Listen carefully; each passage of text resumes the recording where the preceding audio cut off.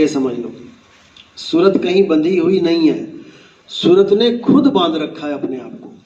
फिर समझ लो, जैसे गर्म हवा होती है, जो गुब्बारे देखे ना, गुब्बारे में अगर गैस भर दो तो ऊपर की तरफ भागता है, लेकिन गुब्बारे में गैस भरने के बाद भी वो ऊपर कब नहीं भागता है, जब धागा बंधा होता है। साइकिल वाले ने जो गुब्बारा बेच रहा होता है ना, वो धागा बांध रखा होता है उसने।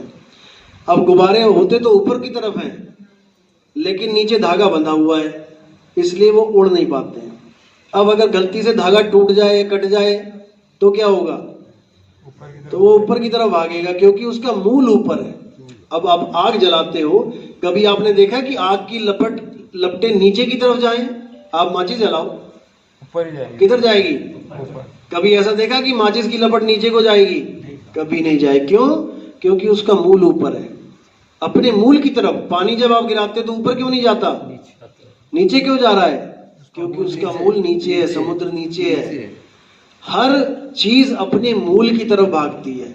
हमारे सत्संग सुन के सूरत को समझ में आ जाता है कि उसने इस बॉडी को पकड़ रखा है, और हमारे सत्संग सुनते सुनते सुनते सुनते वो इस शरीर को छोड़ना शुरू कर देती है अपने आप, और फिर रुकती नहीं है, फिर ऐसे चलती है ऊपर की तरफ। और आदमी कहता है, बंदा कहता है, ये क्या हो रहा है मेरे साथ?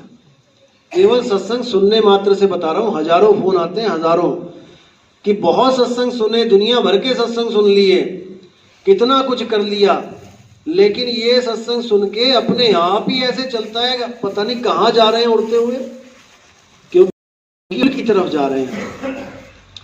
बंधन यही है कि हमने पकड़ रखा है शरीर को। साहिब कह रहे, नलनी के सुगना तोहे कौन पकड़ी। नलनी होता है पाइप, और सुगना होता है तोता।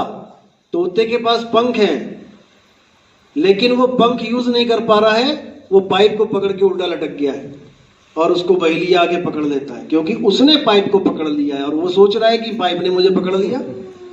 बस यही दिक्कत है। ऐसे ही बंदर जब चने के लालच में जाता है और वो सुराही में हाथ डाल देता है और मुट्ठी बंद कर लेता है, तो सुराही पतली होती है, उसकी मुट्ठी फंस जाती है। अब वो सोच रहा है कि मेरा हाथ किसी ने पकड़ लिया अंदर सुराही में। अब वो अगर दाने छोड़ दे तो उसका हाथ भी अपने आप ऊपर की तरफ आ जाएगा, लेकिन ऊपर की तरफ क्यों नहीं आ रहा? क्योंकि वो नीचे से उसने खुद पकड़ रखा है। इसी प्रकार हमारी सूरत, कई लोग कहते हैं मेरी क्यों नहीं जाती है? लोगों की सत्संग सुन के जा रही है, मेरी नाम दीक्षा लेके भी नहीं जा रही है।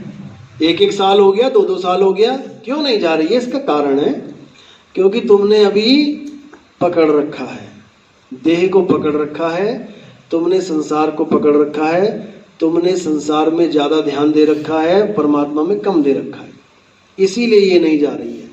जब धीरे धीरे धीरे धीरे धीरे तुम्हें हर चीज से ठोकरें लगने लग जाएंगी, तब देखना फिर क्या होता है, फिर समझ में आएगा कि कैसे जाती है।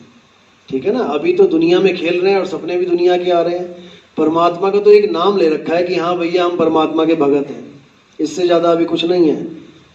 जब मालिक दया करेगा तो ये अपने आप चलेगी। ठीक है? और कोई?